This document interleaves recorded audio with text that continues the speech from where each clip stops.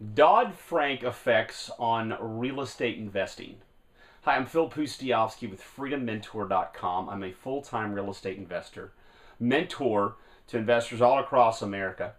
And in this video, what I want to describe for you are what affects the new legislation, which is termed Dodd-Frank. It's actually the Dodd-Frank Wall Street Reform and Consumer Protection Act. How that's going to affect real estate investors, those who are invested in real estate. Now, it was actually put into legislation in 2010, but it went into effect on January 10th, 2014. And I got a lot of questions about it. Well, how's it going to affect things? What's it going to do? And people usually fall into two categories as it relates to new changes in legislation, how that affects real estate investing. You have those that think the sky is falling, and then you have others that just don't care, and they just move on as if it didn't happen. I'm kind of in the middle. I like to know exactly what's going on with the legislation, and then I like to think creatively about, where I fit into the legislation, where the exemptions are, those sorts of things. So I'm going to start with exemptions. Why? Because there's a big gaping exemption as it relates to real estate investing. So an exemption is where you don't have to fall underneath the guidelines of this, and this is any situation where it's non-consumer. What is non-consumer? That's going to be anything where you're reselling a property to an investor, okay? So when, I'm going to say investor transactions. What I mean by that, though, is those that you are selling to an investor.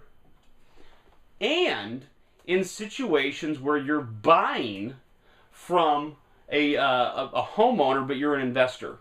So the intent of this law is, of course, this is my interpretation of it. And by the way, I'm not giving legal advice on this video, so please reach out to an attorney if you want to know if exactly what you're doing is falling within these guidelines or not. The intent was to protect the consumer. We had an absolute financial meltdown in 2006 through 2009, 2010. And so that's where this legislation was birthed from.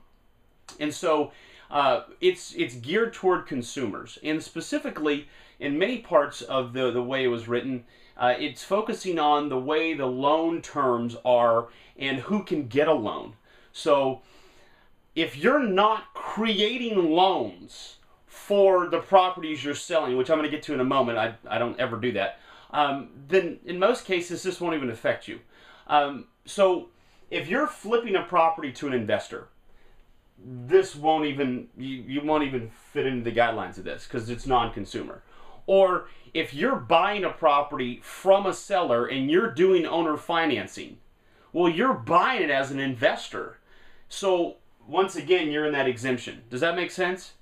So if you've watched any of my videos and you know anything about what we do, that's a pretty encompassing part of what we do. So that pretty much covers almost every transaction.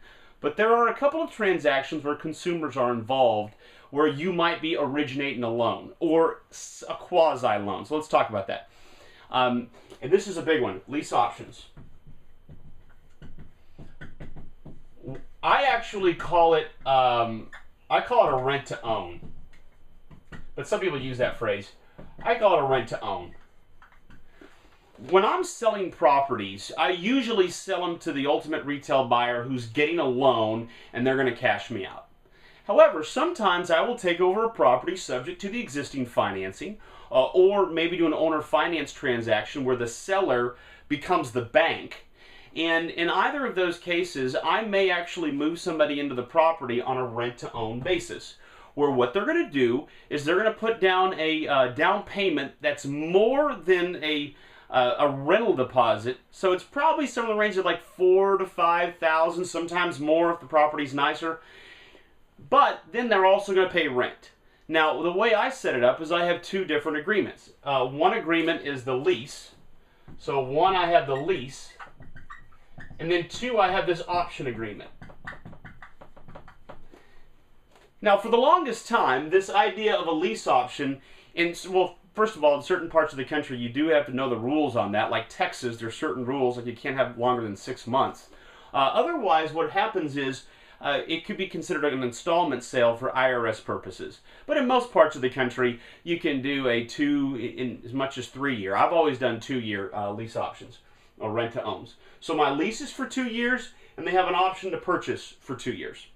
Now, this could potentially be construed as originating a loan to a consumer, which would fit into this Dodd-Frank. Now, what Dodd-Frank talks about is this idea that you have to have some qualifications before you can, quote, originate a loan. Now, what's interesting about this is anytime I do a rent-to-own with somebody, I put them through the ringer. I pull credit.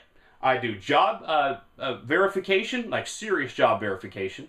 Like I'll find a way to contact the company, not through the number they gave me, but through a different number to see, because sometimes they give you their cousin's number. They're like, oh yeah, he's worked there for 12 years, So no, I call the real company. I go the backdoor way. Verify where they've lived, not just where they're coming from, because if they're moving out and their landlord hates them, the landlord may say, oh yeah, this person's a great tenant, when in fact they're not. Instead, I'll go the one before they were at, and I'll contact that landlord, and they'll tell me the truth. I do a lot to verify their income situation, their debts, to see if they can even pay. Because if they can't make the payments, I don't want them moving in. Does that make sense? So that's really a big part of Dodd-Frank. They have these like 9 criteria that you want to cover, and most importantly would be debt to income ratio. But to verify that these people can actually afford it, that you actually have criteria to be able to verify that they can move in. So this is somewhat quasi whether or not it even fits into here. It could or it could not. But since that's the way I operate anyways, and that is I do a very, very heavy scrutiny of the application they provide, I actually call their references, or I have my assistant do it. But I mean, we verify what's going on with that person, and we turn down a lot of applications. I mean, to get into one of my rent-to-owns, it's kind of going to be a needle in a haystack. You got to have some money for a down payment. It's okay if you have, poor credit, so long as that was from something in the past. Because I don't want to see anything recent where they're not paying their bills. I'm talking if it was 3 years ago, they had a divorce, they had something go on back then, and then now they've had this 2 years of great track record, I'm okay with that. So what's interesting is the way that either I teach my mentors, or I do it, my mentees, or I do it personally, is that I actually scrutinize the heck out of these people before I move them in, which is exactly what Dodd-Frank wants, in the legislation. They want you to verify and not just let anybody in and create any loan. Now, what I don't do is I don't offer owner financing to the new buyer. I hear of others and other investors that do that, and more power to them. Those people would definitely fit within Dodd-Frank, and they would have to do this criteria, which is not a big deal. I don't ever offer that, and here's why. Because if you offer owner financing to a new buyer, and they move in, let's say they give you a down payment and all that great stuff, and all their stuff checks up, and they're fine, and they have good credit, and they can make the payments, and then they stop paying you. It's not if, but when. Most landlords will tell you that at some point the tenant stops paying you. Now, what I love about a rent-to-own is I get an option payment, $3,000, $4,000, $5,000, which can help offset the empty payments. But if you have an owner finance deal where you are letting the new person move in, they become the owner, and they don't pay you, you have to foreclose to get them out of there. Do you know how long it takes to foreclose? Long time. No matter what state you're in, it takes a long time. And that's expensive. And plus, if you do the foreclosure wrong, of course the attorneys are going to charge you a lot of money. You see what happens to these banks that have to foreclose. It's a nightmare. Now remember, the banks aren't lending their own money, and they have basically unlimited funds, basically. So being able to pay for foreclosures isn't the end of the world to them, but it could be to you. So I don't ever offer owner financing. So from that perspective, I don't have to deal with that part of the Dodd-Frank. But certainly when I offer a rent-to-own to a consumer, although it should be considered a lease, and then there's just a separate option, and that's the way it usually works. Just to be on the safe side, do what is economically practical anyways, and scrutinize the heck out of them. Pull their credit, do a debt to income ratio check, do all the things that you need to do to verify that they can actually make the payments. Does that make sense? Okay, now obviously there are some other far-reaching, and maybe people watching this video could share in the comments below some other intelligence about what could possibly happen as a result of this legislation.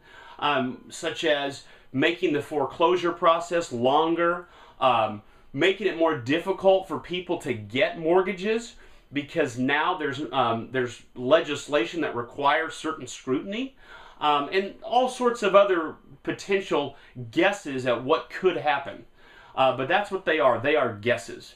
And one thing you've probably learned from me if you've watched my other videos is I'm a big fan of the book, The Signal and the Noise, by Nate Silver, where he argues, and I think he does a great job of doing it, that us human beings are awful at forecasting. We're terrible at guesstimating what's going to happen tomorrow, especially on large things like the economy. For example, a lot of people were saying that in 2012 we were going to have a double dip in real estate, whereby the market would drop even more because of all the shadow inventory. Do you remember that? Well, if you're brand new to real estate, you may not recognize that part, but this was a big deal. You get to towards the end of 2011, the sky was falling again, that this massive amount of shadow inventory these banks had were all going to be thrown on the market, and then the market was going to collapse some more. Well, do you know what happened? For the first time in history, Wall Street got involved and began buying tens of thousands of single-family homes and then renting them out. And then another landmark item, they securitized these investments and they sold them on the bond market. And they actually have a bond, they have a rating, like the AA rating or something, the last I checked. So what many of the pundits didn't predict was that as these market prices got so low, all of a sudden a bunch of hedge funds would buy up tens of thousands of single-family homes and thereby got rid of a large portion of the shadow inventory, and that's why we never had the double dip. That's why the real estate market has rebounded. Now we're hoping it'll continue to rebound, but whether it does or it doesn't, we're going to be making plenty of money because we know how to make money in up and down markets. So I point that story out to say this. I don't know what all of the long-term effects could be and these major changes that could occur.